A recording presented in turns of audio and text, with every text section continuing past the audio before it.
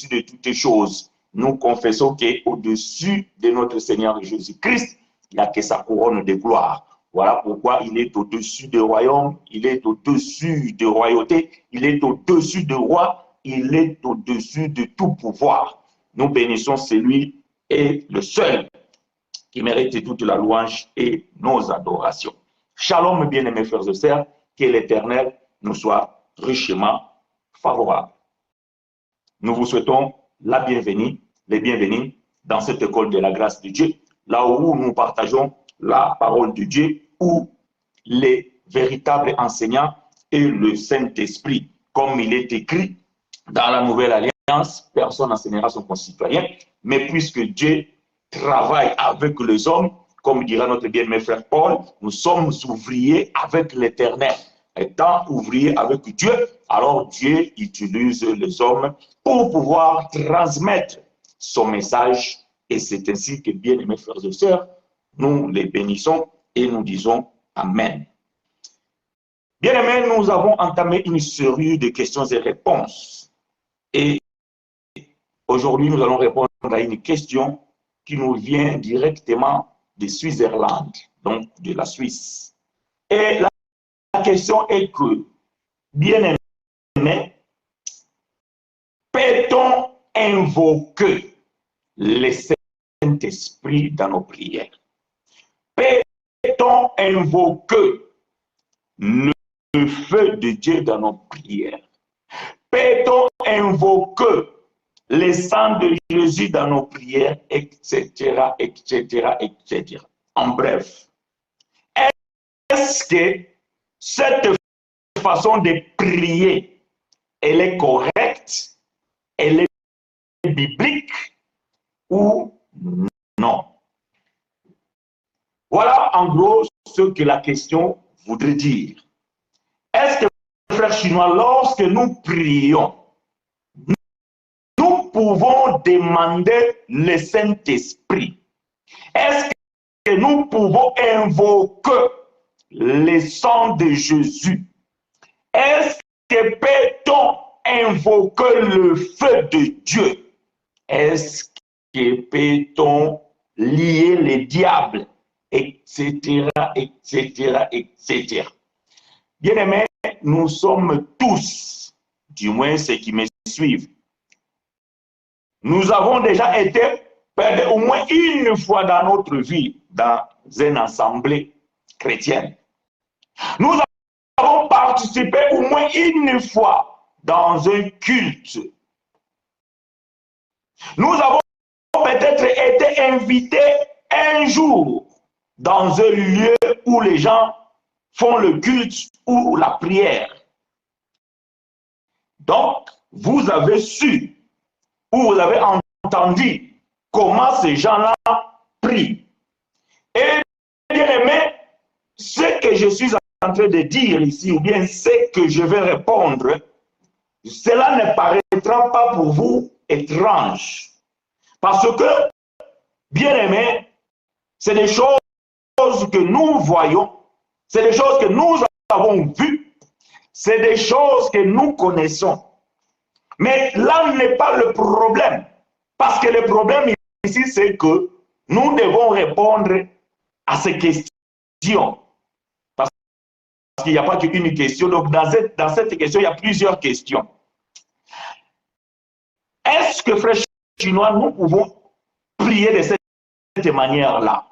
Le Saint-Esprit vient, Saint-Esprit descend, Saint-Esprit, le feu de Dieu, le feu, oh, le sang de Jésus nous prie. La réponse est non. Frères chinois, c'est trop compliqué. À chaque fois, tout ce que nous posons comme question, tout ce que les gens font, tout ça là, il s'avère que c'est toujours faux ou bien c'est pas ça.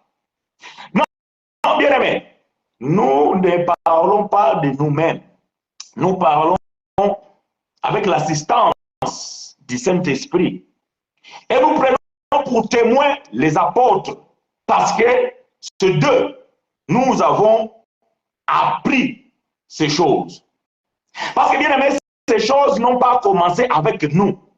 Ce n'est pas nous qu'on a commencé ces choses. L'Église, la première fois que l'Église apparaît sur la terre, ce n'était pas dans le 21e siècle. Ce n'était pas dans notre ère ou bien notre génération. Non. Bien aimés, ceux qui ont commencé ces choses, c'était dans le 1er siècle après Jésus-Christ. Ce sont nos apôtres, ou bien ce sont nos frères qui étaient avec le Seigneur Jésus, qui ont marché avec lui et qui ont appris tant de choses avec le Seigneur. La Bible nous dit un jour, les disciples viendront vers Jésus et poseront la question. Les disciples de Jean savent prier. Jean, il a enseigné comment prier à ses disciples. Mais à nous, nous te compagnons, nous marchons avec toi, nous voyons parfois tu fais des choses, tu invoques ton Père, mais tu ne nous as pas appris comment prier. Enseigne-nous, apprends-nous comment prier. Et le Seigneur Jésus va apprendre à ses disciples comment prier. Et dans cette prière, le Seigneur Jésus va expliquer, c'est une prière que vous connaissez tous, si vous ne le connaissez pas, vous devez le connaître. Notre Père qui es aux cieux, que ton nom soit sanctifié. Vous le connaissez, je ne vais pas réciter cela ici. Donc, le Seigneur va faire une démonstration, une maquette de la prière. Je ne suis pas en train de dire ici que c'est cette prière que vous devez faire, même si cela n'est pas mauvais. OK? Voilà, qu'on soit d'accord. Frère Chinois ne dit pas ici que la prière que vous devez faire, c'est notre Père qui est aux cieux. Non, j'ai bien dit que c'est une maquette. C'est-à-dire que c'est une démonstration que le Seigneur Jésus avait montré à ses disciples, ceux qui lui ont accompagné pendant qu'il était sur la terre. Montre-nous comment prier. De ces maquettes, bien aimés, nous pouvons s'en servir aussi, peut-être pour comprendre et savoir comment faire nos prières. Mais cela, bien aimé, ce n'est pas mon sujet. Mais bien aimé, frère Paul, il va dire que nous ne savons pas comment prier. Ah, frère Paul. Donc, nous aussi, nous ne savons pas comment prier. Maintenant, comment devons-nous prier, frère Paul? Mais Paul dira que c'est le Saint-Esprit qui prie en notre faveur. Bien, si le Saint-Esprit prie en notre faveur, avec des expressions inexprimables, et tant que nous aussi, nous avons le Saint-Esprit, alors l'Esprit doit nous enseigner comment prier. C'est alors que, bien aimé, voyez-vous que dans la nouvelle alliance, personne n'enseignera son considéré, mais tous seront enseignés de Dieu. Est-ce que vous me comprenez? Tous seront enseignés de Dieu. Mais voyez-vous, bien aimé, ces disciples qui ont demandé à Jésus de leur montrer comment prier, vous allez comprendre que lorsqu'ils ont rentré, lorsque le Seigneur les a quittés, lorsqu'ils ont resté indépendants, lorsqu'ils ont commencé leur ministère, aucun d'eux n'a jamais prié notre Père qui est aux cieux. J'aime ces choses. Aucun d'eux n'a jamais prié notre Père qui est aux cieux. Oh, mais bien aimé, si cela était le modèle parfait que Jésus avait donné à ses disciples, pourquoi, lorsque le Saint-Esprit est venu sur eux, n'ont pas continué à prier selon le modèle? Voyez-vous? C'est pour ça que nous disons que cela, c'était une maquette, un modèle. C'était l'ombre, c'était une manière de pouvoir expliquer les gens comment prier. Mais cela ne fait pas, bien aimé, une prière que nous devons répéter chaque fois. Parce que je vous signale que les disciples qui ont appris cela directement du Seigneur Jésus, de son vivant, n'ont jamais fait cette prière dans leur séance ou bien dans leur réunion. Qu'est-ce que je vais dire par là? Je vais dire que, bien aimé, lorsque vous lisez la Bible et vous allez prendre la prière de David ou de Moïse ou d'Élie, peu importe, et vous allez répéter cette prière, c'est que vous ne savez pas, bien aimé, que c'est lui qui a dirigé cette prière, quelle était la connaissance qu'il avait vis-à-vis du Seigneur. Aujourd'hui, vous allez voir, écoutez-moi bien, je ne dis pas que c'est mauvais, mais je vais vous amener dans une compréhension et dans une connaissance qui est meilleure. sans prétention. Lorsque quelqu'un prie, il dit Seigneur, tu es Jéhovah Jireh. C'est pas mauvais. Seigneur, il est Jéhovah Jireh. Mais celui qui a prononcé pour la première fois ce terme Jéhovah Jireh, qu'est-ce qu'il a vécu? Voyez-vous? Donc, il y a une raison pour laquelle cet homme appellera que Dieu, c'était Jéhovah Jireh. Il a reconnu que s'il est là, s'il a obtenu quelque chose, s'il peut, c'est parce qu'il y a quelqu'un qui pourvoit. Alors il dira, Dieu, c'est toi le pourvoyeur de besoins. Voyez-vous? Donc il n'a pas cité ces termes-là sentimentalement, comme on peut le faire nous dans notre temps, parce que nous l'avons lu dans la Bible. Ce que vous lisez dans la Bible, bien-aimé, cela n'est pas l'exemple parfait. La prière, bien-aimé, c'était un moyen par lequel nous communiquons avec le Père. Ça veut dire que la prière, c'est un style de dialogue. Voyez-vous que je peux m'adresser à quelqu'un. Voilà pourquoi même en termes français, parfois quand nous demandons à quelqu'un quelque chose, ou dans nos lettres, vous allez voir, vous allez lire que je vous prie d'agréer. Nous vous prions. Voilà. Donc, ça veut dire que c'est une manière de faire une demande ou une manière de pouvoir attendre de quelqu'un quelque chose. Donc, lorsque vous lisez la Bible, bien-aimé, donc vous devez comprendre et savoir faire la différence entre ce que vous lisez et ce que vous devez faire. Et surtout lorsque vous lisez quelque chose qui se trouve dans l'ancienne alliance, vous devez comprendre que c'est l'ombre. Ça, vous devez le savoir parce que nous le disons tous les jours presque. OK. Bon, rentrons dans le vif du sujet, puisque sinon, je vais rester trop bavard ici. On a beaucoup de choses à dire. Il y a beaucoup de questions dans une même question. Voilà pourquoi je dis que nous allons répondre à cette question qui est des questions, donc en pluriel. Bon, comme je vous ai dit que c'est une question qui est venue directement de la Suisse, posée par un bien-aimé, il voulait tout simplement savoir la façon dont nous prions ou bien dont les gens prient, parce que nous savons que nous, du moins, nous qu'on a la connaissance de ces choses, nous ne prions pas de cette manière. Quand les gens sont revenus et ils invoquent le Saint-Esprit, le sang de Jésus, le feu de Dieu et je ne sais pas quoi, tous les rituels qui se font dans les ensembles, est-ce que c'est correct?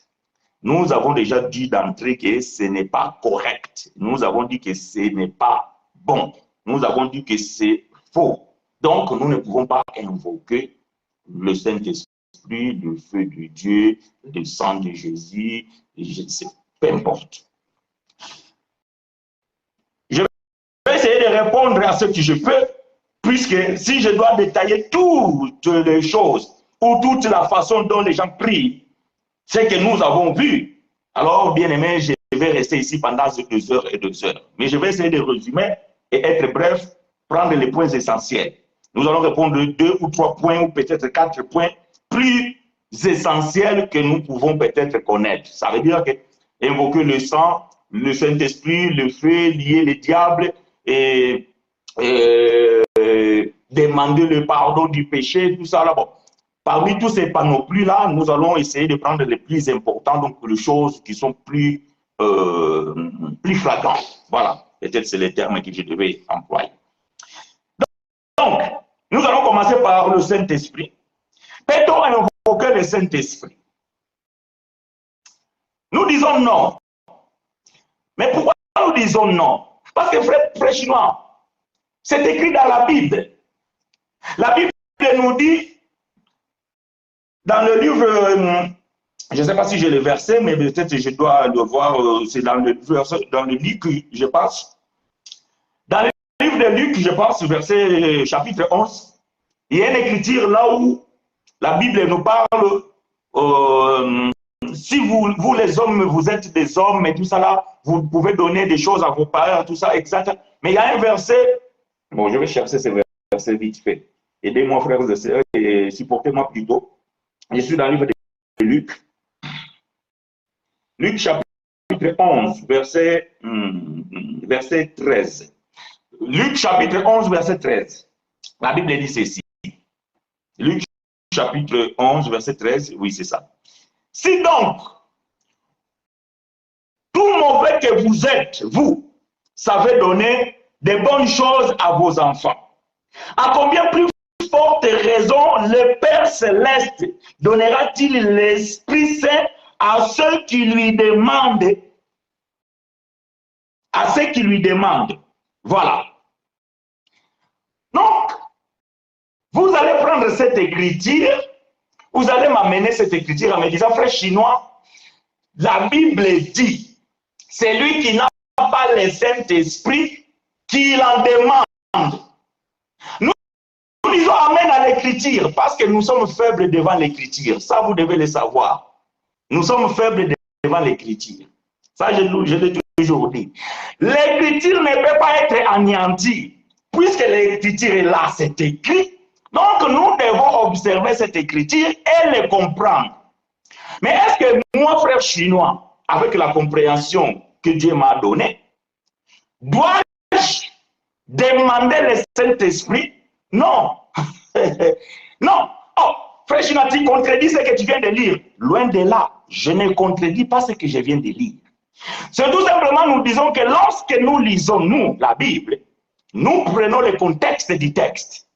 Et nous prenons le contexte historique. Nous prenons le contexte circonstanciel. Donc, je dois respecter tous ces éléments qu'on a l'habitude de vous dire, afin de pouvoir comprendre les textes. Le frère Luc qui a écrit ici, vous devez déjà comprendre que les livres historiques et biologiques, tels que Matthieu, Luc, Marc et Jean, ce sont les livres de l'Ancienne Alliance ou de l'Ancien Testament, si vous voulez, dans un langage plus courant. Plus courant. Ce sont des livres de l'Ancienne Alliance. Tout ce que vous allez lire ici mérite une interprétation parce que c'est un bégaiement de Jésus. Oh, j'aime ces choses. C'est un bégaiement de Jésus parce que la Bible nous dit que Jésus a toujours parlé en parabole et il n'arrêtait pas de parler sans parabole. Donc, la parabole doit être interprétée. Mais pourquoi Jésus va dire ici de demander le Saint-Esprit? Parce que le Saint-Esprit, bien-aimé, dans l'ancien temps, il n'était pas permanent sur la terre. Ah, ça vous devez le savoir. Le Saint-Esprit dans l'ancienne alliance, avant la promesse de Jésus, qu'il est avantagé que je m'en aille. Si cela n'est pas le cas, l'esprit de consolation ne viendra pas. Avant cette promesse, le Saint-Esprit n'était pas permanent sur la terre. Par contre, le Saint-Esprit venait et il se posait sur quelqu'un afin qu'il puisse rentrer dans le service tel qu'étaient des rois, des prophètes ou même des sacrificateurs. Donc, bien aimé, ces gens-là recevaient l'Esprit Saint. Une fois que la mission de l'Esprit était terminée, l'Esprit s'est retiré. Ou, si cette personne désobéissait à celui qui l'a établi, ça veut dire le Seigneur pouvait retirer de cette personne son Esprit Saint. Voilà comment c'était dans l'Ancienne Alliance. Je vais donner les Écritures, parce que cela est très important. Psaume 51. Faites attention avec le livre des psaumes, parce que certaines Bibles sont décalées, soit d'un chapitre, voire même de certains versets. Parfois, ce que je vais dire ici dans ta Bible se trouve dans le chapitre 50, ou voire 52, je ne sais pas. Peut-être ce que je vais donner ici, Psaume 51, verset 11, dans ta Bible, peut se retrouver au verset 12 ou au verset 10. Donc, ce décalage-là, bien aimé, donc vous devez comprendre. Si, excusez-moi, si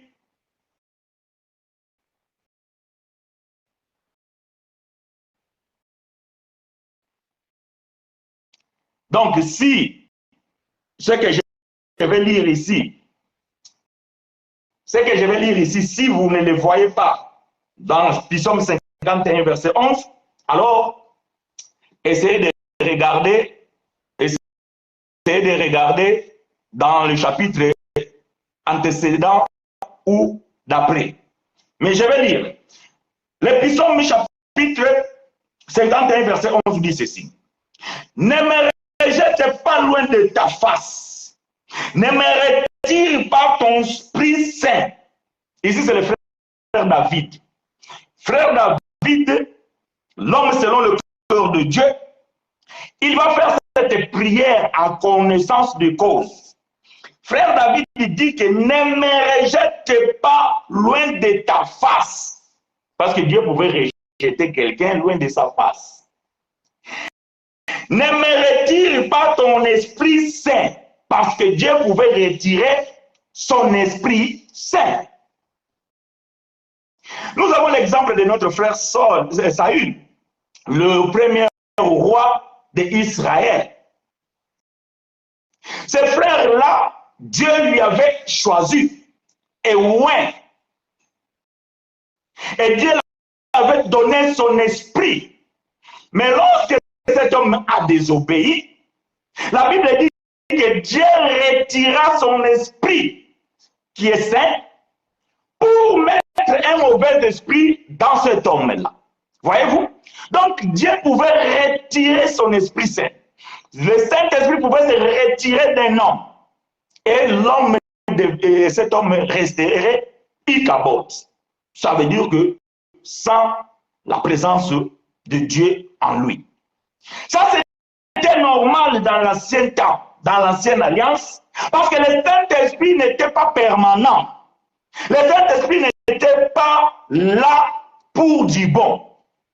Mais quand le Seigneur Jésus viendra, il va faire cette promesse. Nous sommes dans le livre de Jean, au chapitre 14.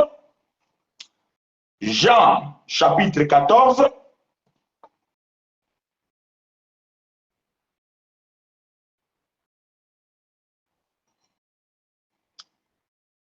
Jean, chapitre 14.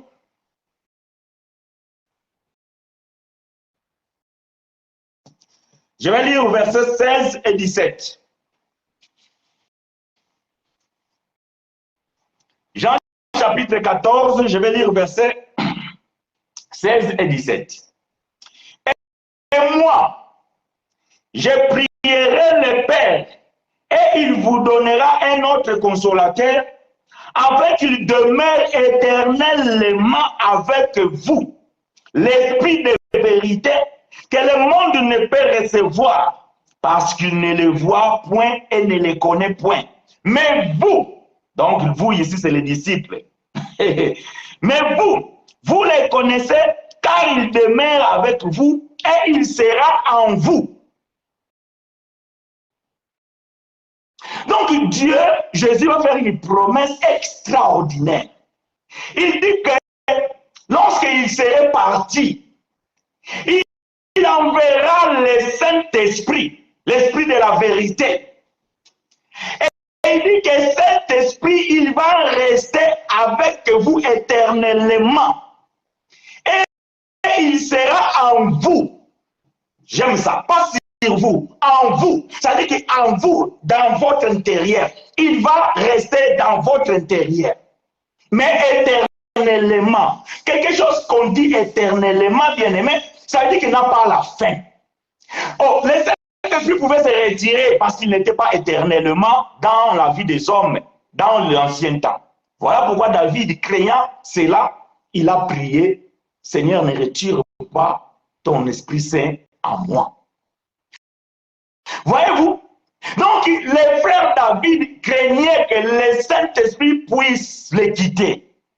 Mais les disciples qui ont marché avec Jésus, à combien plus fort que nous, les enfants de Dieu. Parce que quand on parle, nous sommes des enfants de Dieu, ce n'est pas corporel, parce que ce n'est pas ta chair. Ta chair ne sera jamais l'enfant de Dieu. Parce que la Bible déclare Dieu est le Père des esprits. Donc c'est l'esprit en nous, notre esprit, qui est l'enfant de Dieu. J'aime ces choses. Voyez-vous? Mais ce n'est pas ta chair. Maintenant, nous les enfants de Dieu, le Saint-Esprit demeure éternellement et il ne peut pas nous quitter. Ah, ça bien aimé, personne ne peut me contredire. Le Saint-Esprit ne peut pas nous quitter. Oh mes frères, alors si je commets l'adultère et si je fais quelque chose de mal, certes, étant que père, il va être triste. C'est comme nous aussi, les parents charnels, lorsque nous avons des enfants qui nous font du mal ou bien qui causent du tort ou bien font quelque chose de mauvais, nous ne les rejetons pas. Oh, sinon, il y a des parents qui rejettent leurs enfants, même s'ils rejettent ses enfants légitimement. Donc, vis-à-vis de la loi, il restera toujours son père. Donc, il a une bête biologiquement dans son sang, il restera toujours son père. De même, nous aussi, Dieu est toujours notre père et il restera notre père. Mais lorsque nous faisons du mal, le frère Paul dit, il est triste. Voilà pourquoi il nous recommande de ne pas entrister le Saint-Esprit qui est à nous. Donc, le Saint-Esprit peut s'entrister parce que nous ne marchons pas ou bien nous ne faisons pas ce que plaît à notre Père. Mais il ne peut pas nous quitter parce que la promesse c'était que à tous les enfants de Dieu, le Saint-Esprit demeurera éternellement. Ok. Écoutez, dans l'ancienne alliance bien-aimée, les hommes devaient aller chercher Dieu. Voilà pourquoi cette pratique jusqu'aujourd'hui dans nos assemblées, les gens continuent à aller dans la montagne, aller à la retraite, voire même dans les assemblées. Ils disent que ici c'est la maison de Dieu, nous venons chercher la face de Dieu. Une fausseté. Ça, c'est le rite de l'ancienne alliance. Dans l'ancienne alliance, on devait aller chercher Dieu parce que Dieu se trouvait où? Soit à la montagne, mais lorsque Salomon avait construit les temples, il avait fait la prière que Dieu vienne visiter son peuple dans ces temples. Et c'est alors qu'on devait aller au temple pour aller trouver Dieu. Parce que Dieu même dans ces temples ne demeurait pas là. Mais comme la présence de Dieu venait de temps en temps dans ces temples-là, les hommes voulaient aller dans ces temples-là, dans ce lieu-là, pour pouvoir bénéficier de la présence de Dieu. C'est alors que notre bien-aimé frère David il va faire cette prière. Nous sommes dans le psaume chapitre 27. Dans d'autres Bibles, comme je vous ai dit, psaume, il faut faire attention. Dans certaines Bibles, peut-être chapitre 26. Psaume dans ma Bible, moi c'est psaume 27, verset 4 à 5. Ça peut être aussi psaume 27, verset 3 et 4, ou 5 et 6, peu importe. Donc si tu ne trouves pas ce que j'ai lu ici, essaie de voir dans le chapitre 26, ou peut-être dans le verset suivant, parce que le livre des psaumes c'est un peu complexe. Psaume 27, verset 4 à 5, je lis pour vous et avec vous, et c'est que le psalmiste ici va demander. Je demande à l'Éternel une chose, que je désire ardemment. Je voudrais habiter toute ma vie dans la maison de l'Éternel pour contempler la magnificence de l'Éternel et pour admirer son temple. Car il me protégera dans son tabernacle au jour du malheur. Il me cachera sous l'abri de sa tente, il me lèvera sur un rocher. Ah, donc voilà bien aimé la prière de l'épsalmiste. Il avait une désir ardemment de demeurer dans la maison de Dieu qui était le temple construit par Salomon, ou du moins à cette époque-là de David, c'était le tabernacle. Donc la tente d'assignation, parce que c'est le fils de David qui va construire le temple. Dans le temps de David, le temple n'existait pas encore. Mais il y avait la tente d'assignation ou le tabernacle de Dieu. Et David désirait ardemment demeurer dans la maison de Dieu, dans le temple, demeurer dans la présence de Dieu. Parce qu'il savait là, il aurait la protection de Dieu. Là, il aura la bénédiction de Dieu. Voyez-vous, Mais aujourd'hui, vous allez voir que quelqu'un va lire ces psaumes. Il va dire, Seigneur, je viens dans ta maison, je suis dans ta présence, protège-moi. Oh! Bien aimé, ça c'était l'ancienne alliance. Dans la nouvelle alliance, la donne a changé. Ce n'est plus nous qu'on a besoin d'aller dans le temple de Dieu ou dans la maison de Dieu, mais c'est Dieu qui a fait de nous sa demeure. J'aime ces choses. Dans la nouvelle alliance, la donne a changé. Dans l'ancienne alliance, les gens voudraient demeurer dans la maison de Dieu. Les gens voudraient aller dans le temple de Dieu. Mais dans la nouvelle alliance, Dieu dit non. Je n'habite pas dans des maisons construites par les mains d'hommes, mais j'habiterai une maison faite de ma propre main. J'aime ça. Donc voilà pourquoi, bien aimé frère Paul va dire ceci. 1 Corinthiens chapitre 6 verset 19. Ne savez-vous pas que votre corps est le temple du Saint-Esprit qui est en vous, que vous avez reçu de Dieu et que vous ne vous appartenez point à vous-même? Non. Puis 1 Corinthiens chapitre 6 verset 19. Donc Paul dit que si les psalmistes, si les gens de l'ancienne alliance aimeraient bien rester ne fût-ce qu'un jour, voilà la prière de David. David dit qu'un jour dans tes parvis vaut mieux que 1000 ans ailleurs. Ça c'est David. Il a dit un jour dans tes parvis vaut mieux que 1000 ans ailleurs. Mais je dis que le même Dieu, il dit qu'il n'habite pas. Ah, donc ça veut dire que dans ce temple-là, la gloire de Dieu descendait. Et après quoi? Après ça repartait. Et quand la gloire de Dieu n'était pas là, ce temple était icabote. Ce temple était icabote.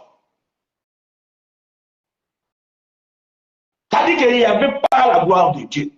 Vous pouviez aller là-bas, si Dieu ne s'y trouvait pas, il n'y a rien.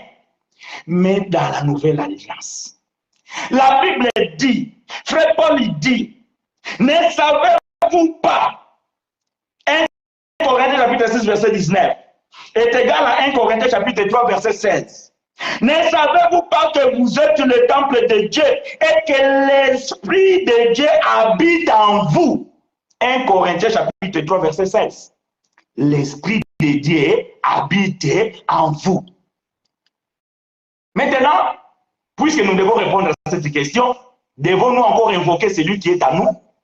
Répondez-moi vous-même, s'il vous plaît. Répondez-moi vous-même. Devons-nous encore appeler celui qui est avec nous? Dois-je encore, moi, invoquer le Saint-Esprit qui habite en moi? Non, moi je dis non. Moi je dis non. Voilà pourquoi, dans mes prières, je n'invoque pas le Saint-Esprit. Parce qu'il est en moi. Il habite là. Éternellement.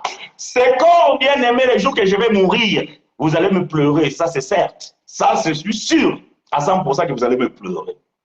Mais c'est juste, bien aimé, le pauvre, un corps inerte qui n'a plus l'âme et surtout le Saint-Esprit me quittera. Mon esprit va quitter ce corps pour aller continuer à vivre éternellement avec Dieu. Maintenant, voilà, c'est moi maintenant qui va aller dans le demeure ultime dont tous les enfants de Dieu attendent. Mais en attendant, sur la terre ici, Dieu a trouvé sa demeure en moi. Et je suis toujours avec lui. Telle que la promesse qu'il avait faite à ses disciples, qui est valable pour tous les enfants de Dieu qui sont nés de l'Esprit. Est-ce que vous me comprenez bien, aimé? Donc, aujourd'hui, nous ne pouvons pas invoquer le Saint-Esprit. Alors, le frère Luc, dans son chapitre 11, verset 13, nous disons que c'est encore l'ancienne alliance. Donc, le frère Luc, le livre de Luc, c'est encore l'ancienne alliance. Invoquer demander le Saint-Esprit. Non, vous ne pouvez pas demander le Saint-Esprit. Mais frère Chinois, si quelqu'un est païen, il reçoit l'évangile. Bon, déjà, on vous dit qu'il ne faut pas qu'il se fasse baptiser dans l'eau. Mais nous voyons dans la Bible, lorsque les gens se sont fait baptiser des eaux, après ils ont reçu le Saint-Esprit. Oui, ça c'est l'ancienne alliance. Non, mais c'était le temps des disciples, bien sûr. Ils étaient dans la cohabitation des alliances. Les disciples qui ont pratiqué ces choses, ils n'avaient pas encore reçu la révélation telle que nous l'avons aujourd'hui, telle que fait Paul l'a reçue après. C'est tout à fait normal qu'ils ont pratiqué ces choses. Mais lisez maintenant, et même quand ils ont commencé à écrire après la révélation, vous allez voir qu'en aucun cas, ils n'ont jamais recommandé ce genre de choses. Celui qui est converti aujourd'hui, celui qui a écouté la parole, bien aimé, ce n'est pas n'importe quelle parole qui peut déclencher le Saint-Esprit qui est en toi. Parce que tous les enfants de Dieu, nous ne devenons pas les enfants de Dieu, bien aimés. Soit Dieu t'avait choisi dans l'éternité et tu es rentré dans ce monde, tout en étant ignorant, mais tu es l'enfant de Dieu, en attendant ton temps pour pouvoir se réveiller. Soit Dieu t'a choisi pour la perdition et tu viendras sur cette terre, même on te prêche 1000 fois, combien de fois, tu n'auras jamais compris quoi que ce soit de la part de l'Éternel. Mais je parle pour les enfants de Dieu, élus depuis l'éternité, venus dans ce monde, vivant comme un patachon, et ils reçoivent l'évangile de la vérité, l'évangile qui sauve de l'ignorance à la lumière. Le Saint-Esprit se déclenche. Après, une fois que tu donnes l'écriture, Éphésiens chapitre 1. J'aime ces choses. Éphésiens chapitre 1, je pense que c'est verset 11 ou 13. Attends, 2 secondes. Éphésiens chapitre 1. Il est où Éphésiens? Il est là. Éphésiens chapitre 1, verset combien? 13. Éphésiens chapitre 1, verset 13 dit ceci. En lui, vous aussi. Vous ici, donc, c'était le frère là-bas. Mais cette écriture, c'est aussi valable pour nous. Parce que ça, c'est la doctrine. Je vous ai dit, la doctrine, c'est intemporel. Donc, la doctrine n'a pas de temps. La doctrine, c'est pour eux, c'est pour nous, et ça restera pour ceux qui viendront après nous aussi. Donc, la doctrine ne change pas. En lui, vous aussi, après avoir entendu la parole de la vérité, l'évangile de votre salut, en lui, vous avez cru et vous avez été scellés du Saint-Esprit qui avait été promis. Est-ce que Paul dit que c'est toi qui dois demander? Non. Paul dit, ouvre tes oreilles, ouvre ton cœur, reçois l'évangile de la vérité. Accepte cet évangile, que Christ est mort à la croix pour toi. Et il t'a fait grâce, alors que tu ne méritais rien. Tu étais dans une ignorance, dans la religion, dans le monde, dans la prostitution, dans l'escroquerie, tout ça. Christ t'a fait grâce. Et maintenant, tu as écouté l'évangile de la vérité. Ouvre ton cœur. Une fois que tu as accepté ça, il te scelle directement. Ça veut dire qu'il active le Saint-Esprit qui est en toi, qui était endormi. Parce que tu ne reçois pas le Saint-Esprit sur la terre. Et il devait recevoir le Saint-Esprit parce que le Saint-Esprit n'était pas permanent. Mais quand toi tu es né, c'est l'Esprit qui t'a trouvé sur la terre ou c'est toi qui as trouvé le Saint-Esprit sur la terre? C'est toi qui as trouvé le Saint-Esprit sur la terre. Donc l'Esprit est déjà ici. Quand tu nais avec ton esprit. Je parle des enfants de Dieu, s'il vous plaît. Je ne vais pas dire amalgame ici. Tous les enfants de Dieu, quand nous naissons avec l'Esprit de Dieu en nous. En grandissant, nous pouvons peut-être être ballottés devant des doctrines de gauche à droite par nos parents, bien par nous-mêmes, dans nos recherches. Nous pouvons tomber dans l'ignorance, dans certaines sectes. Ça c'est normal. Mais étant enfant de Dieu, l'évangile doit te croiser. L'évangile de la vérité doit te croiser sur ton chemin. Et lorsque tu vas écouter cet évangile, et tu vas accepter, Dieu va activer maintenant le Saint-Esprit en toi. Tu n'as pas besoin. Voyez-vous, même les chansons qui chantent, Comme les jours de Pentecôte, l'Esprit descend sur... Hey, bien-aimé. Lui-même, frère Pierre, il a dit quoi d'un jour de Pentecôte? Il a dit quoi? C'est que frère Joël avait promis, aujourd'hui, cette prophétie s'est accomplie. Quand la prophétie est déjà accomplie, vous attendez quoi de plus de cette prophétie? Qu'elle s'accomplisse encore, ça vous contredisez la Bible. Frère Paul a témoigné qu'aujourd'hui, cette écriture vient de prendre son accomplissement. Acte chapitre 2. Et vous, vous êtes là comme les jours de Pentecôte, l'Esprit descend sur nous. Et une fois que vous allez finir de chanter ça, les modérateurs vont dire, maintenant, nous allons invoquer le Saint-Esprit. Vous allez invoquer le Saint-Esprit. Non, bien aimé. Non.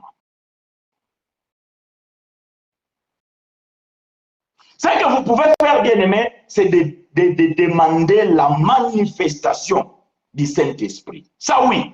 Ça, vous pouvez demander que Dieu manifeste sa puissance en vous. Parce que peut-être tu es tombé. Peut-être tu as attristé le Saint-Esprit. Maintenant, tu te réconcilies, tu te réveilles et tu arranges avec ton Dieu. Et tu dis maintenant, Seigneur, je suis en train de sentir comme si j'ai perdu cette puissance. Maintenant, Seigneur, que le Saint-Esprit soit encore, qui se manifeste encore. Ça, c'est normal. Parce qu'il est en toi, mais comme il est attristé, il ne fait rien. Maintenant, c'est à toi de réconcilier et de lui dire non, manifeste-toi, Seigneur, manifeste-toi. Mais vous ne pouvez pas l'invoquer. Ça, c'est archi faux. Vous ne pouvez pas l'invoquer. Non, vous ne pouvez pas invoquer les Saint-Esprit. Je vais courir après les tablines, mais sinon, je vais rester ici. Si vous avez des questions, c'est permis de pouvoir poser votre question et nous allons y répondre. Donc, bien aimé, voyez-vous, nous ne pouvons pas invoquer le Saint-Esprit. Et encore une autre chose. Une fois que les gens ils vont invoquer le Saint-Esprit, une fois qu'ils ont déjà le Saint-Esprit, maintenant nous avons le Saint-Esprit, tout ça. Maintenant, on doit brûler le diable. Oh, on doit invoquer le feu. Moto, kita. Moto.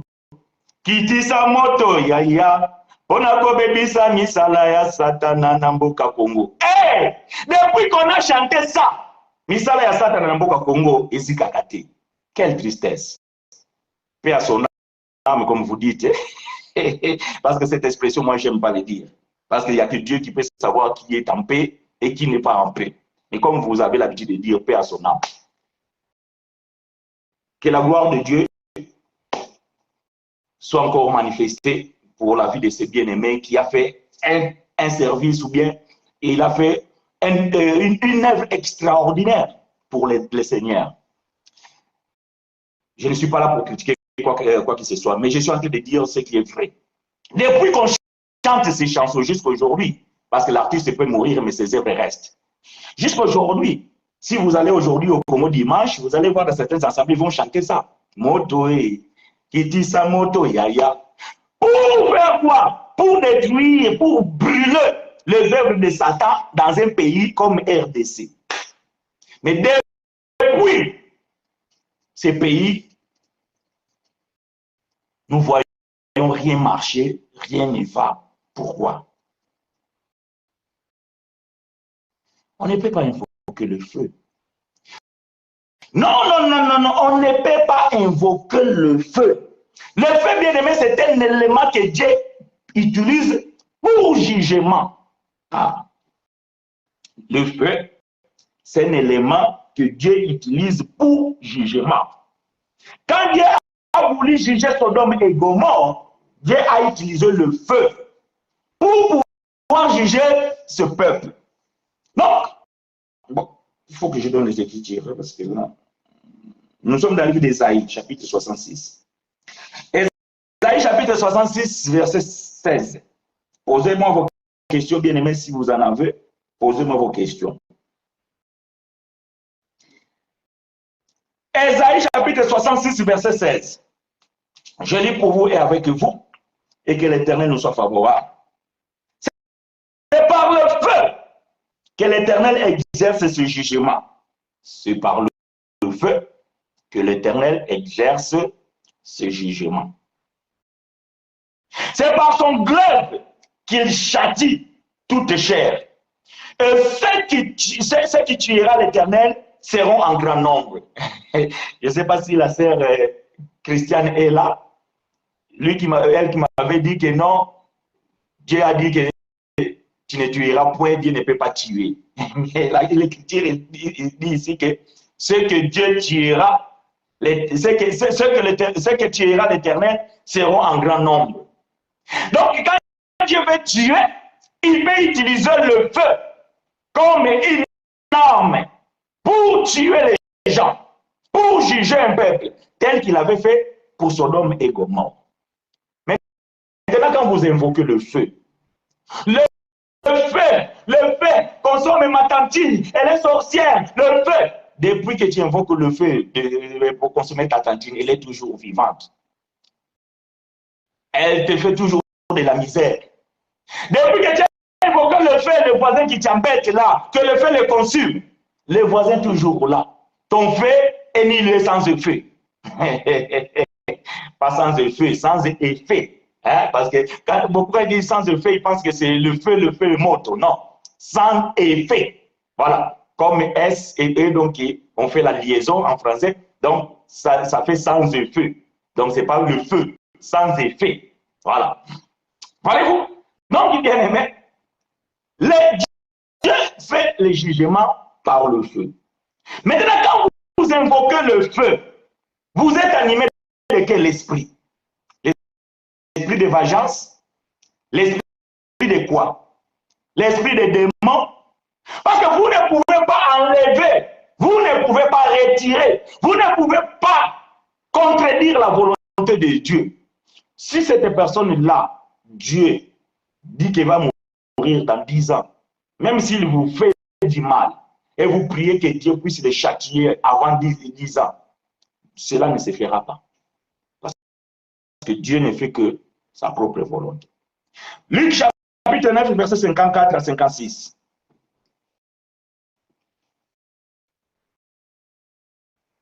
Luc chapitre 9, verset 54 à 56. Prenons ici un raisonnement qui va nous servir d'exemple.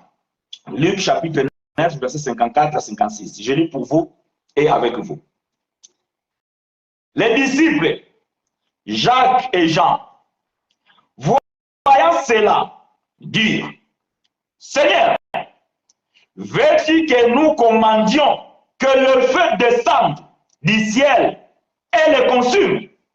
Jésus se tourna vers eux et les réprimanda, disant, vous ne savez pas quel esprit vous êtes, de quel esprit vous êtes animés. Car le Fils de l'homme est venu, non pour perdre les âmes des hommes, mais pour les sauver. Et ils allèrent dans un autre bourg. Les disciples de Jésus, étant des Juifs, ils savaient que dans l'ancienne alliance, ils savaient que leurs ancêtres avaient le pouvoir donné par Dieu d'invoquer le feu. Tel que vous allez voir Élisée, le frère Élie. Ils ont invoqué le feu. Et le feu ont consumé les hommes. Et ça, les disciples le savaient parce qu'ils étaient des Juifs. Ils lisaient la Torah, ils lisaient les Névéim et les Ketuvim. Ils connaissaient ces choses. Et ils savaient que Dieu avait le pouvoir de donner à ses serviteurs le pouvoir d'invoquer le feu et consumer les hommes. Et eux aussi, ils ont demandé la permission. Mais Jésus ne pouvait pas autoriser cela parce que ça, c'est un jugement. Ça veut dire que quand Dieu veut juger, comme il voulait détruire, quand il voulait perdre tous les méchants de Sodome et Gomorrhe, Dieu a invoqué le feu. Mais Jésus est venu, il a dit, non, parmi ces gens-là que vous allez invoquer le feu, il y a aussi ceux-là qui ont reçu, qui vont recevoir la promesse, ou bien qui vont recevoir le salut. Parce que vous devez comprendre que ici, la Bible dit que Jésus voyageait avec ses disciples. Ils arrivèrent dans le territoire des Samaritains. Or, les Samaritains, ils étaient des ennemis des Juifs. Les Samaritains et les Juifs n'étaient pas en bon terme. Ils étaient des ennemis. Alors, ils ont demandé l'hospitalité, un endroit pour pouvoir passer la nuit pendant qu'ils devaient continuer leur voyage, mais il faisait déjà tard. Alors, ils ont voulu passer la nuit dans un lieu sérieux, ouvert. Et ce peuple-là n'ont pas accepté parce qu'ils étaient des ennemis. Ces deux peuples-là n'avaient pas, ou bien ils ne vivaient pas en bon terme.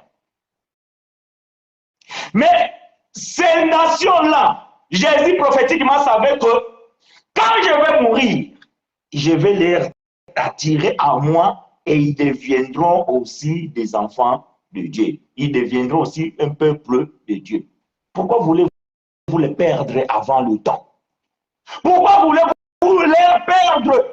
Pourquoi voulez-vous que le fait d'État les consomme?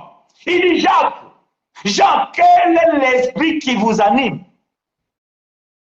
Maintenant, quand vous invoquez le feu, la question que nous posons, quel est l'esprit qui vous anime? Et le feu qu'il demandait le frère dans l'ancienne alliance, c'était le feu physique. Ce n'était pas le feu spirituel. Parce que quand on vous pose la question, mais pourquoi on ne voit pas le feu? Oh non, c'est le feu spirituel. Le feu spirituel.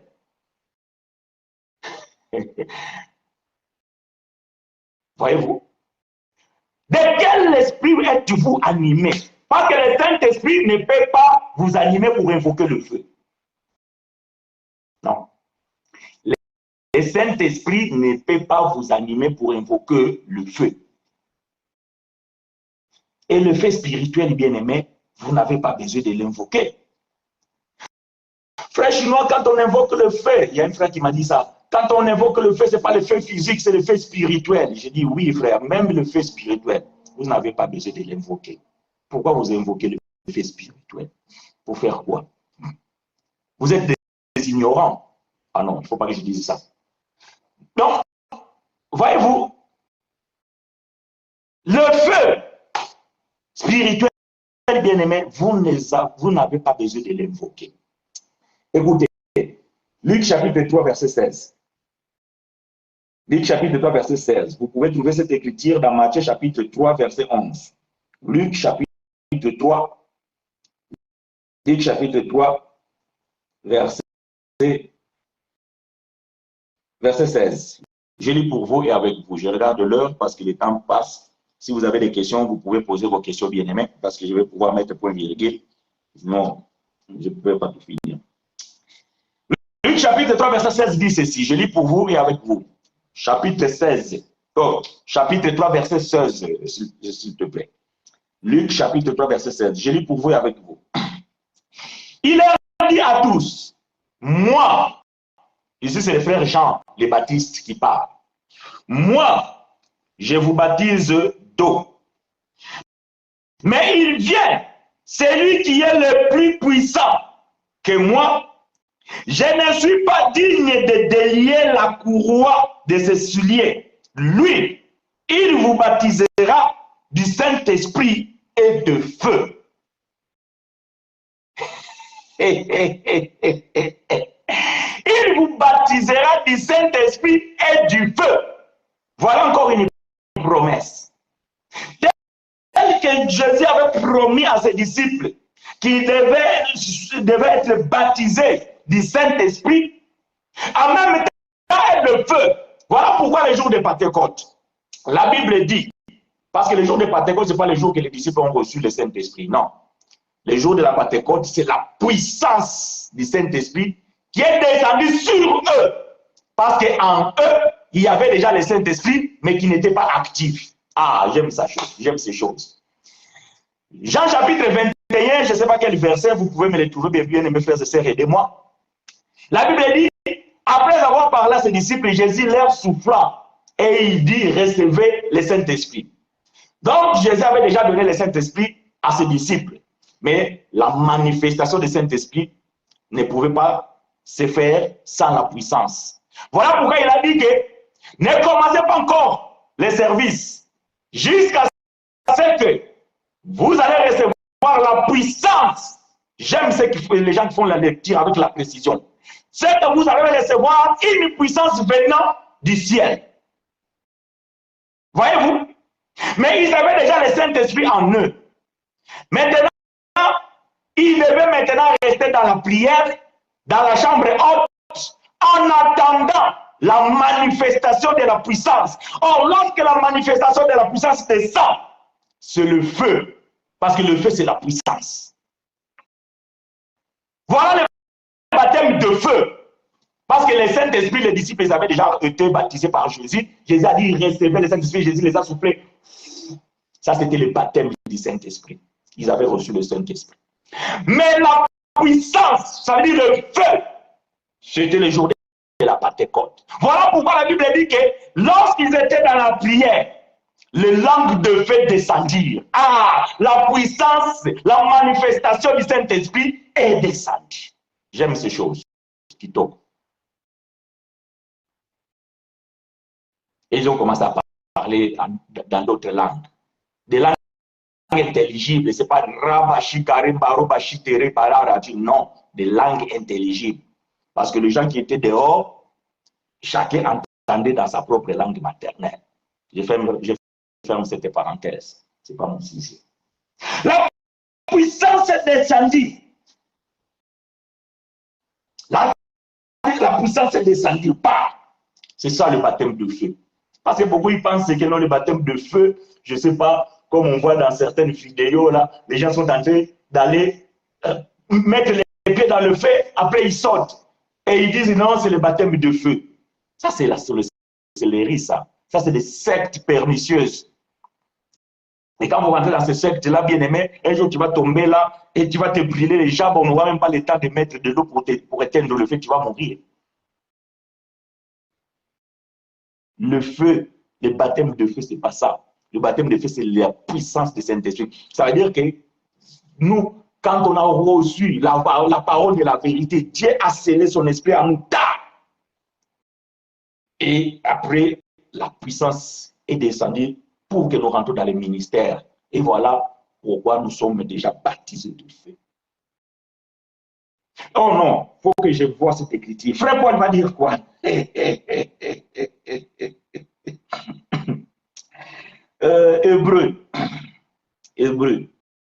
Hébreu chapitre 1. Pardon. Ah. Hébreu chapitre 1, verset 7. Hébreu chapitre 1, verset 7, Paul va dire ceci. De plus, il dit des anges. C'est lui qui fait de ses anges devant et de ses serviteurs une flamme de feu. Vous êtes déjà une flamme de feu.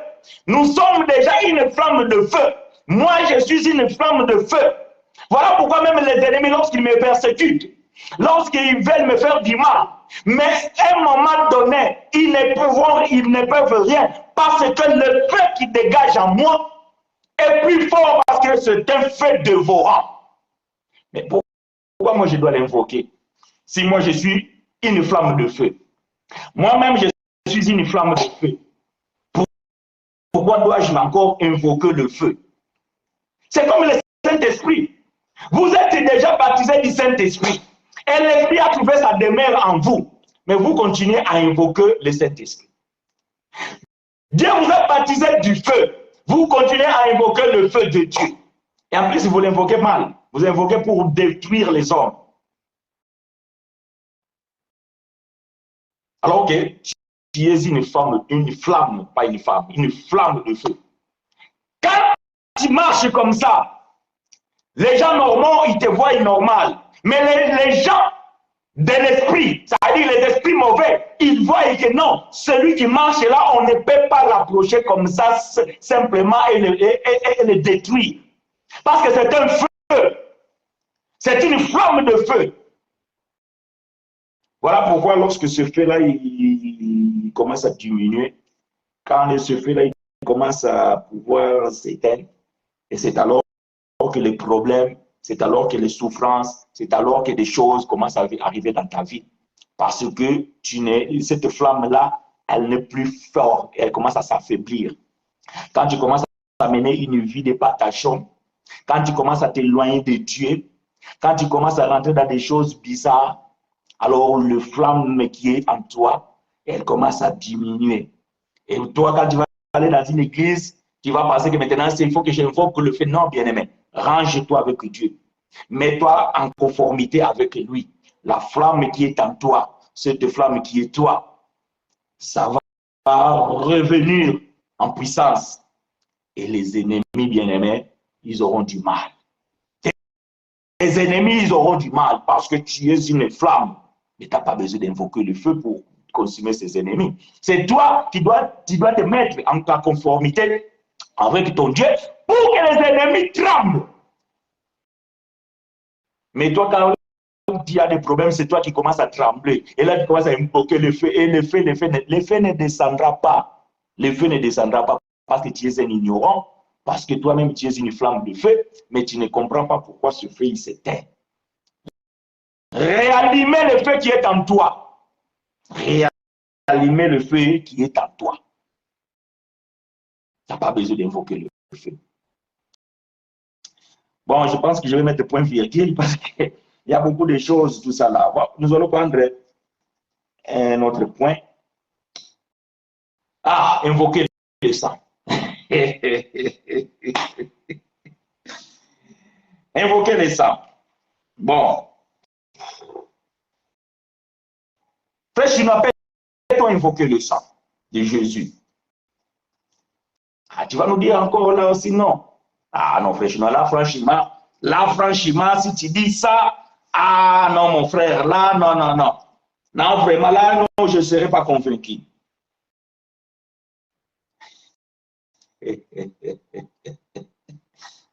La réponse est non. Ah, tu vois, je savais, frère, toi, tu... Non. Mais c'est quoi cet évangile que tu prêches? L'évangile que les apôtres ont prêché. Ah oui, l'évangile que les apôtres ils ont prêché. Ah, frère Chinois, invoquer le sang, la puissance, le sang. Les apôtres n'ont jamais prêché ça.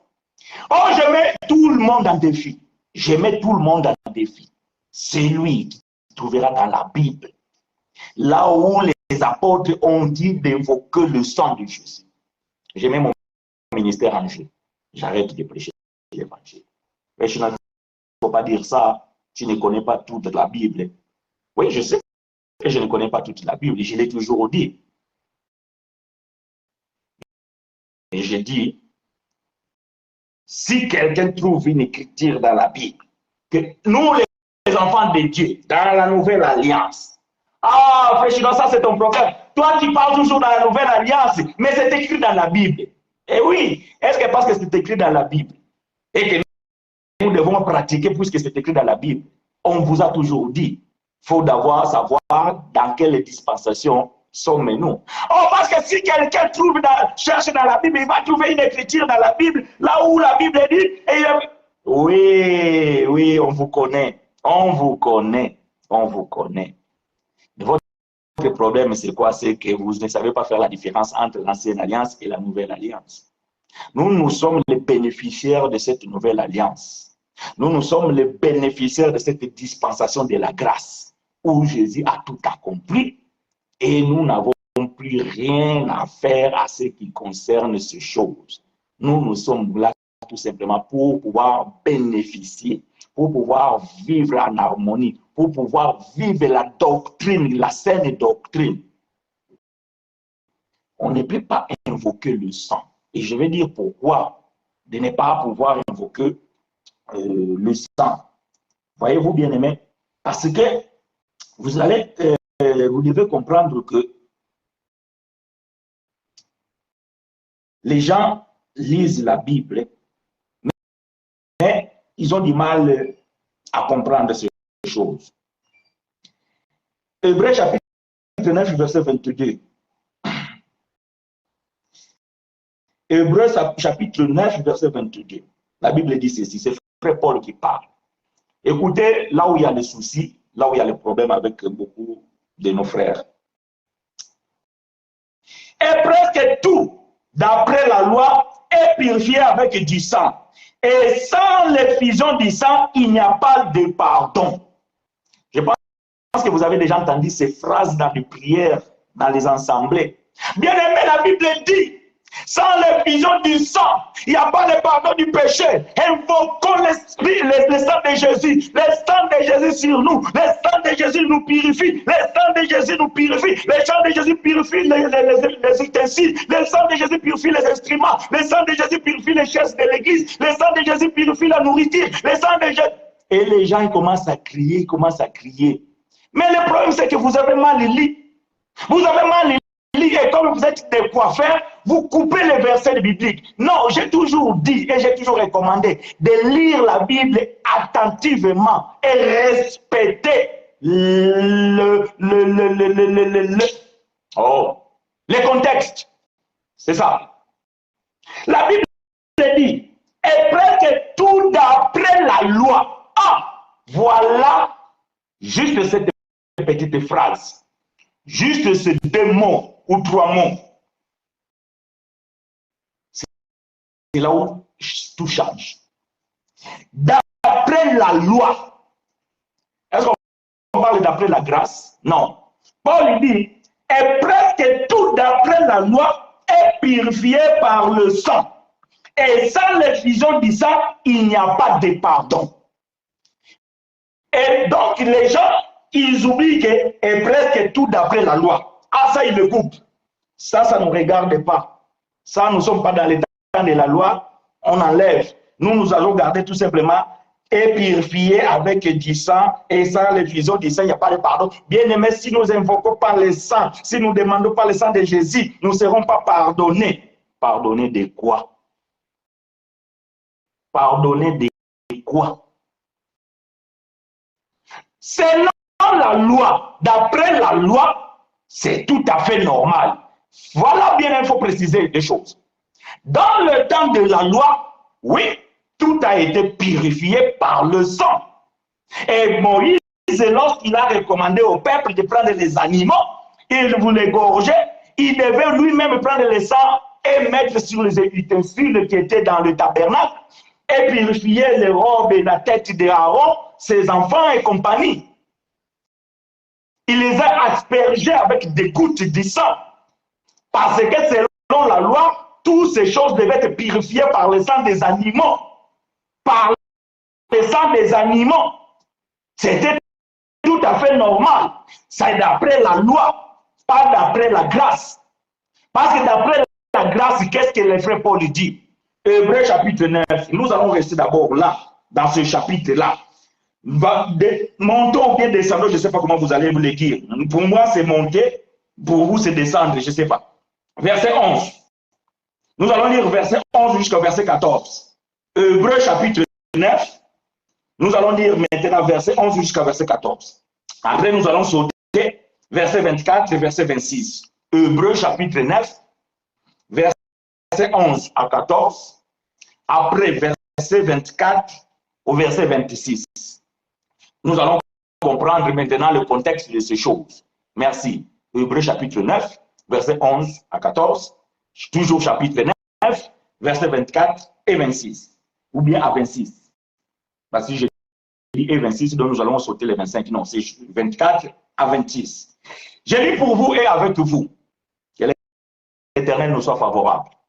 Je lis pour vous et avec vous. Mais Christ est venu comme souverain sacrificateur des biens à venir. Il a traversé le tabernacle plus grand et plus parfait, qui n'est pas construit de mains d'homme, c'est-à-dire qui n'est pas de cette création. Et il est entré une fois pour toutes, j'aime ça, une fois pour toutes dans les lieux très saints, alors que le souverain sacrificateur il devait rentrer tous les ans. Non avec le sang de bouc et de veau. Alors que le souverain sacrificateur, dans l'ancienne alliance, il est rentré avec le sang de taureau, de bouc et de veau. Mais Jésus n'a pas rentré avec le sang des animaux. Mais avec son propre sang, ayant obtenu une rédemption éternelle. Ah, respectez la lecture, bien-aimé. Quand il lit la Bible, respectez la lecture. Il est rentré avec son propre sang pour obtenir une rédemption éternelle. Ça veut dire que pour toujours,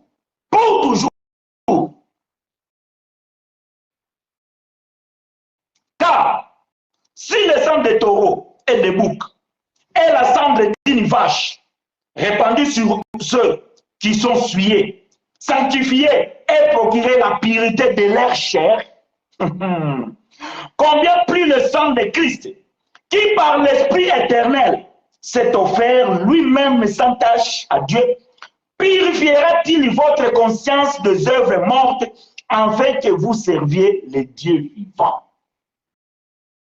Voilà les œuvres du sang de Jésus, ce qu'il a fait une fois pour toutes. Versets 24, 25 et 26, Hébreux chapitre 9, versets 24 à 26.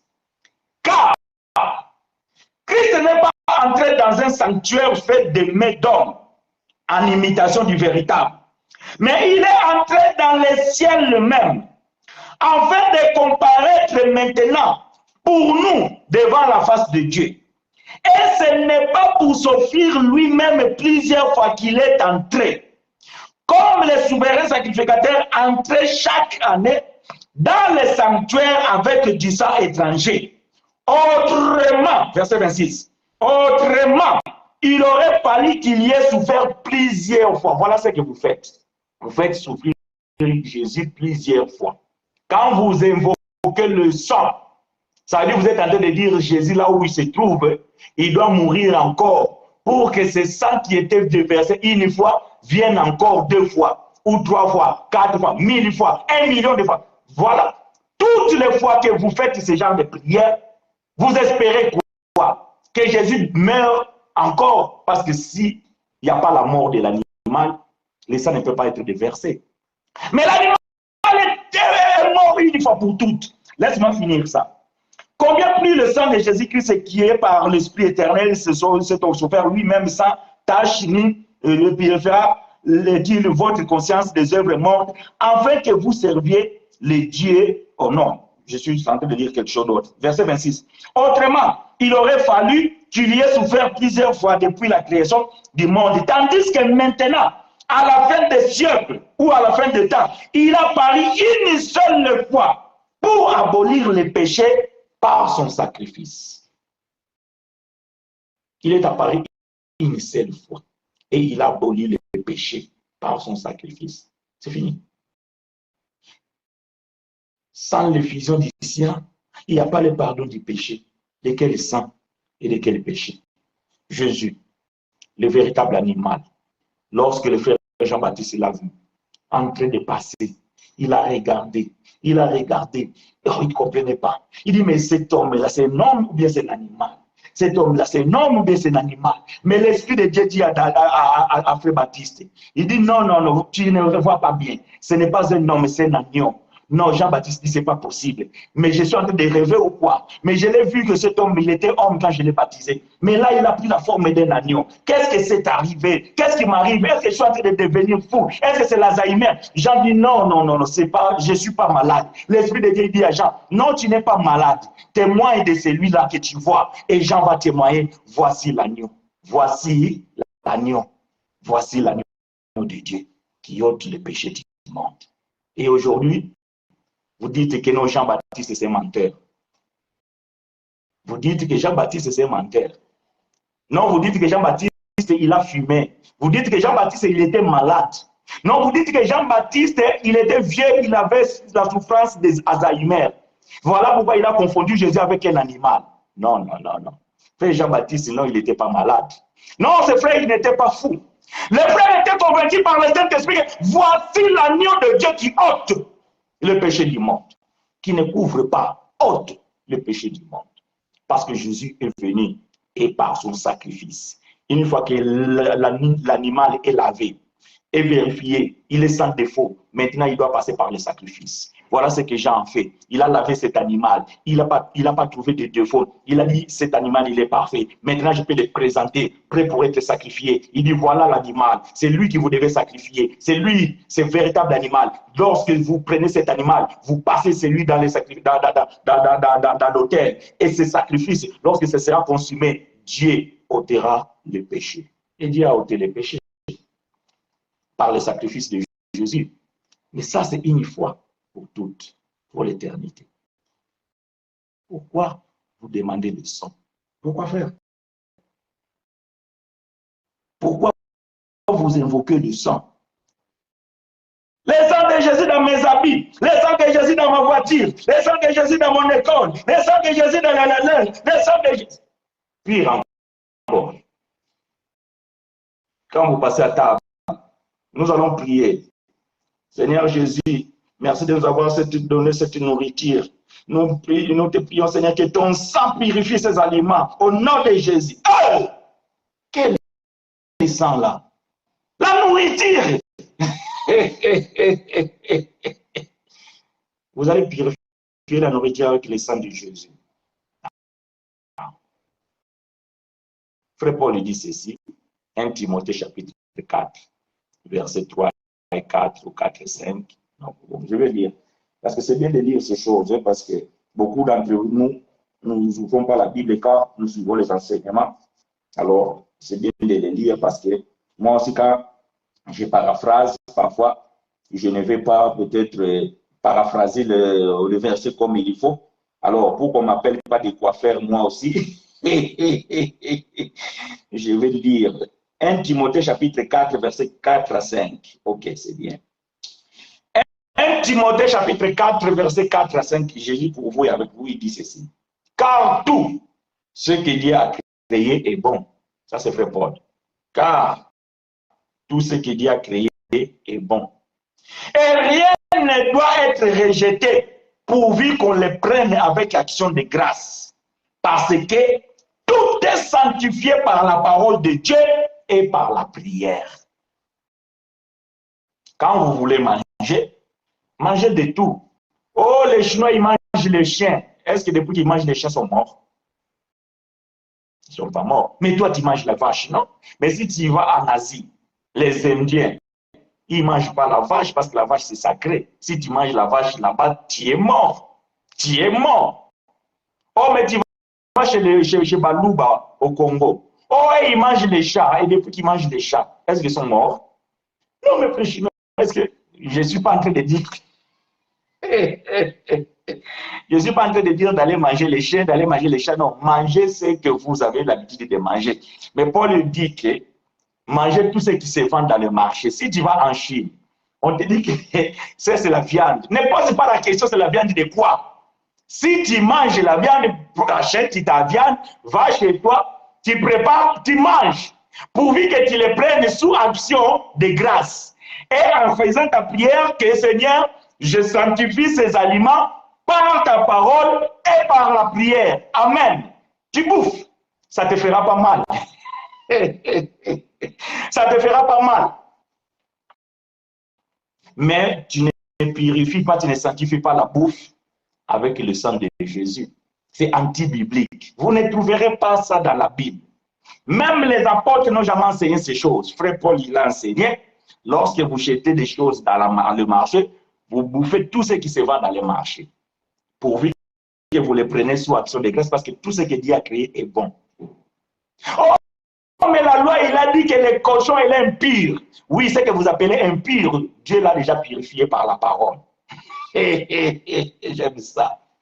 Dieu déclare purifié par la parole. Comment peux-tu déclarer impur ce que Dieu a purifié? Comment peux-tu confirmer, comment peux-tu dire que c'est impur ce que Dieu a confirmé que c'est purifié?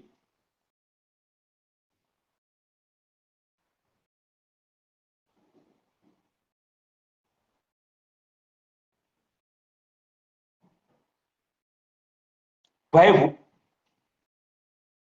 Non, bien aimé.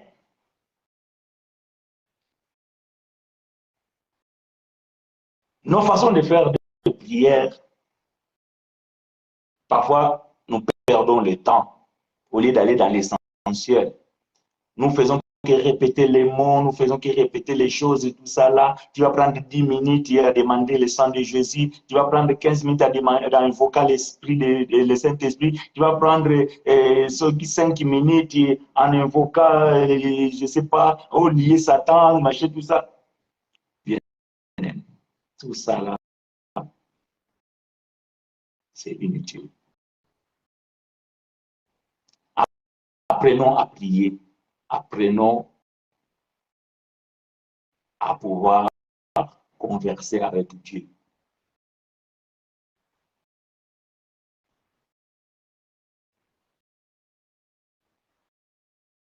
J'espère que bien-aimé qui a posé la question, j'ai pu répondre à sa question. Peut-être qu'il y a des points que je n'ai pas touchés, mais bon, je peux toujours revenir. Si cela est très, j'allais dire très important, tout est important. Si cela, s'il y a besoin de les faire, nous allons les faire. Parce que c'est des choses, donc il y a beaucoup de choses à dire. Et nous allons mettre point virgule là, parce que nous avons consommé 1h30, c'est le maximum que je préfère faire pour que la vidéo ne soit pas trop longue. Donc, en résumé, parce que nous ne faisons pas la conclusion, c'est pour cela que nous mettons le point virgule. Quand on met le point virgule, ça dit que nous ne concluons rien. Le point virgule veut dire que la phrase continue. Point parce que nous arrêtons aujourd'hui, virgule parce que ça va continuer.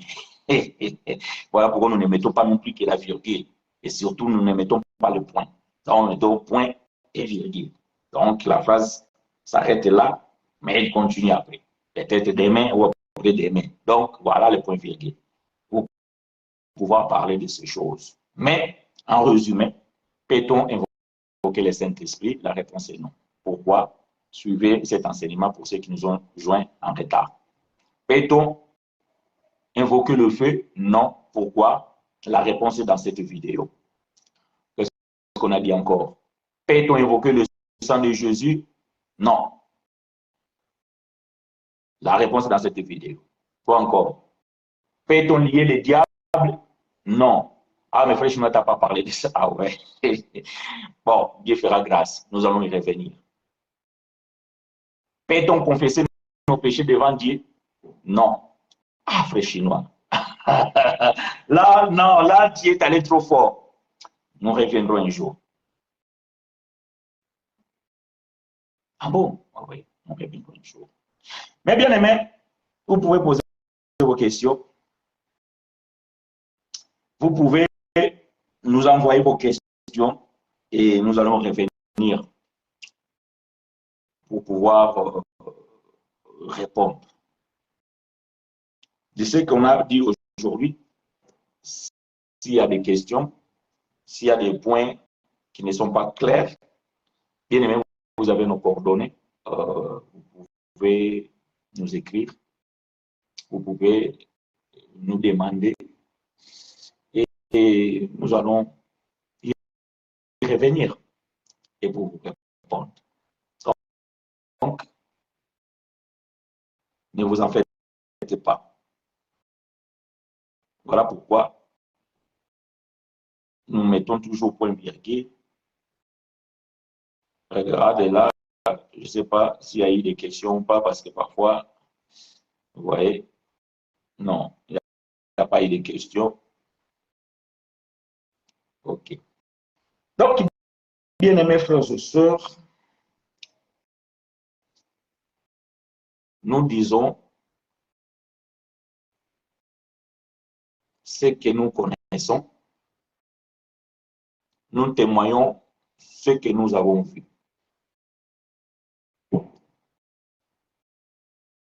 Vous acceptez notre témoignage et les autres n'acceptent pas notre témoignage. Et cela aussi est la volonté de Dieu. Voilà pourquoi nous ne nous en faisons pas de cela. Pour certains, le temps n'est pas encore arrivé. Et pour d'autres, ces choses ne sont pas pour eux.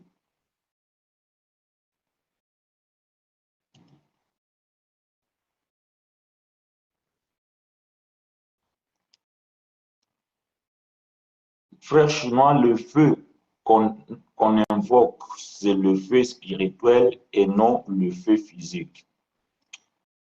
Bon, ce n'est pas une question, c'est une affirmation. Ou c'est une question, je ne sais pas. Est-ce que c'est une question ou c'est une affirmation? Si c'est une affirmation, nous disons, oui, le feu est spirituel. Et doit-on invoquer ce feu? La réponse est non. Autrement, il faut me donner les Écritures. J'ai donné les Écritures ici. Frère Paul dit que Dieu nous a déjà rendu des flammes de feu. Maintenant, c'est comme le baptême du Saint-Esprit qui s'accompagne avec le baptême du feu. Nous avons reçu les deux. C'est lui qui est baptisé du Saint-Esprit. Et il pense qu'il peut encore invoquer le Saint-Esprit. Il ignore ce qu'il a reçu. Celui qui a été baptisé de feu et qui invoque encore le feu, et il ignore aussi ce qu'il a reçu. Parce que la Bible nous dit, et j'ai bien précisé, je dis que le feu spirituel, c'est la flamme de feu que Dieu nous a baptisés avec. Et ça, c'est une puissance que Dieu donne à ses enfants pour pouvoir agir dans leur vie de la foi. Et c'est ce qui s'est passé avec les disciples le jour de la Pentecôte. La Bible déclare, alors que j'ai bien dit, les disciples avaient déjà reçu le baptême du Saint-Esprit quand Jésus les avait soufflé. Il dit, recevez le Saint-Esprit. Et ils avaient reçu le Saint-Esprit.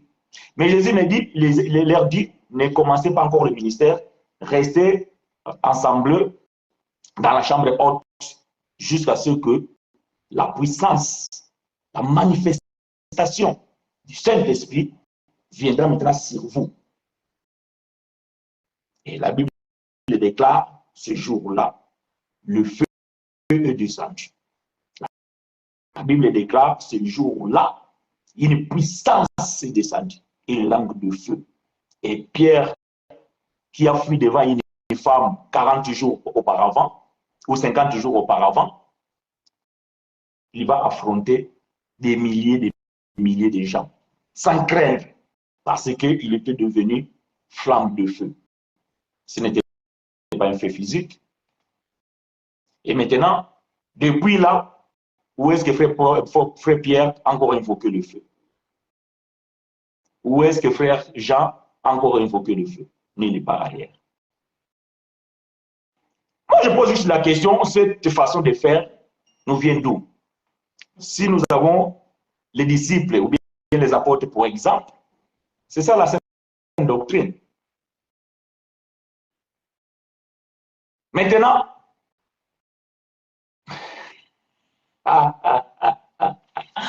pour détruire la puissance spirituelle de l'ennemi, ça, j'ai toujours dit, nous avons un problème. Nous avons un problème. Voyez-vous? Nous avons un problème. Nous bafouons la grâce de Dieu, nous bafouons l'œuvre de la croix. Parce que nous lisons la Bible, mais comme si nous ne croyons pas à ce que la Bible dit. Nous les hommes,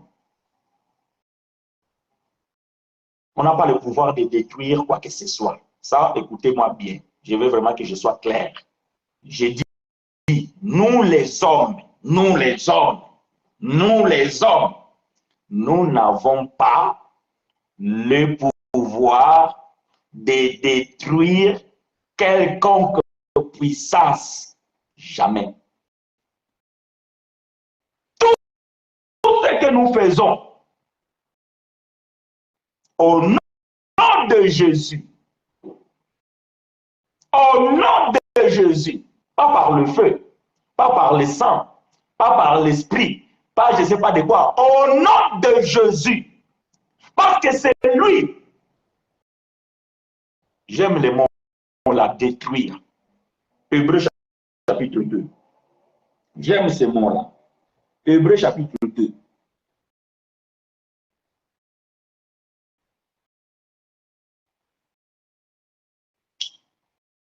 Verset 14.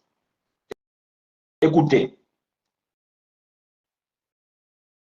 Ainsi donc, puisque les enfants participent au sang et à la chair, les enfants ici, c'est nous. Hein? Nous. Donc, les enfants de Dieu, c'est l'esprit, les esprits que Dieu avait choisis dans l'éternité. Frère Paul, il est en train de dire, puisque les enfants, ça veut dire que les esprits choisis par Dieu, participent dans le sang et dans la chair, ça veut dire que nous sommes devenus des hommes dotés de la chair et du sang. Il a également participé lui-même qui? Dieu. Donc Dieu qui est esprit, il a lui-même aussi participé du sang et de la chair. Mais pourquoi faire? Afin que par la mort, il a anéanti celui qui a la puissance de la mort, c'est-à-dire le diable. Ma question est, il détruira, il anéantira ou il anéantit? Le verbe est conjugué dans un temps qui me fait comprendre que moi, frère chinois, ces choses ont été consommées. Ces choses ont été établies. Ces choses ont eu leur accomplissement. Dieu, qui est esprit, Jean chapitre 4, verset 24, il a dit, puisque mes enfants qui sont des esprits, parce que Dieu est le Père des esprits, Hébreux chapitre 9, je pense verset 12, Dieu est le Père des esprits, puisque mes enfants qui sont les esprits, je les ai dotés de la chair et les sang, sont devenus vulnérables, parce que la chair est faible. Ils sont devenus vulnérables. Toute puissance qui est sur la terre dominera sur lui ou sur eux, parce qu'ils ont perdu la gloire depuis la chute de leur ancêtre, Adam. Maintenant, Dieu dit, la seule manière de pouvoir anéantir cette puissance-là, il faut que je porte la chair, moi aussi. Lorsque je vais porter la chair, cette puissance de l'ennemi viendra maintenant pour détruire ce corps. Or, en détruisant ce corps, je vais consommer toute sa puissance. Bien que ce verset veut dire, la loi ici veut dire d'autres choses, plutôt les diables ici. Je vais tout simplement faire comprendre que la mort de Jésus à la croix, c'était pour anéantir la puissance de la... Vous-même, vous les chantez, non? Jésus a vaincu, Jésus a vaincu. Je sais pas, il y a beaucoup de chansons. Jésus a vaincu à la croix. Yesu a longa nekulus. Non, vous voyez, Yesu a longa nekulus. Non, Yesu a longa nekulus. La puissance de l'ennemi, c'est au nom de Jésus qu'on peut les détruire. Ah, ça, je l'ai dit. Si vous me confirmez que les disciples, un jour, les disciples, ils ont invoqué le feu pour détruire la puissance de Jésus, je vais dire Amen. Nous sommes faibles devant les Écritures. Ça, je l'ai dit. Je vais dire Amen. Je suis faible. Devant les Écritures, je suis faible. Mais il faut que vous me montrez l'Écriture. Et quand vous me montrez l'Écriture, je vais prendre cette Écriture et nous allons les mettre dans le fourneau pour que cette Écriture puisse sortir pure. Ça veut dire quoi? Ça veut dire que nous allons rentrer dans l'exégèse pour situer cette Écriture-là, si c'est de l'Ancienne Alliance ou c'est dans la Nouvelle Alliance. Dans cette dispensation-là où nous sommes, là où nous nous trouvons là aujourd'hui, je dis que les disciples ou les apôtres, nos aînés, n'ont jamais fait ces choses, n'ont jamais pratiqué ces choses.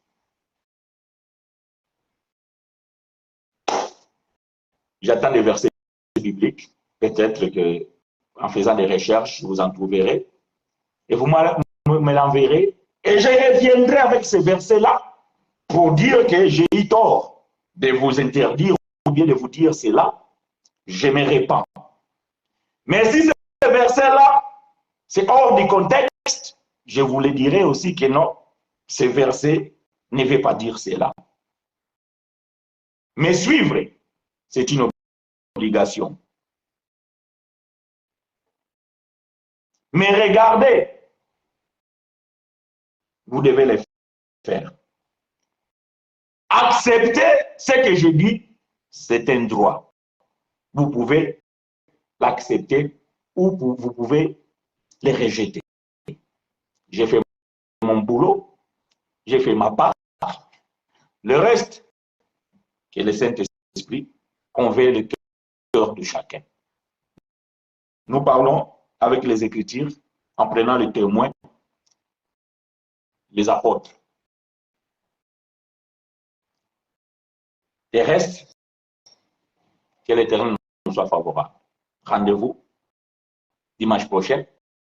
Continuez à commenter, partager la vidéo si vous en êtes convaincu. Nous ne le faisons pas pour une gloire personnelle, ni pour pouvoir avoir de vues, parce que nous ne sommes pas payés pour cela. Mais nous les demandons pour que vous puissiez aussi aider peut-être beaucoup de gens aussi qui ont besoin de comprendre ces choses. Et cela n'est pas une obligation. Et continuez à poser vos questions. Et nous allons y répondre selon la grâce que Dieu nous a donnée. D'ici là, faites de bonnes œuvres, priez sans cesse. Que l'Éternel nous accompagne, qu'il soit devant comme éclaireur, derrière comme protecteur.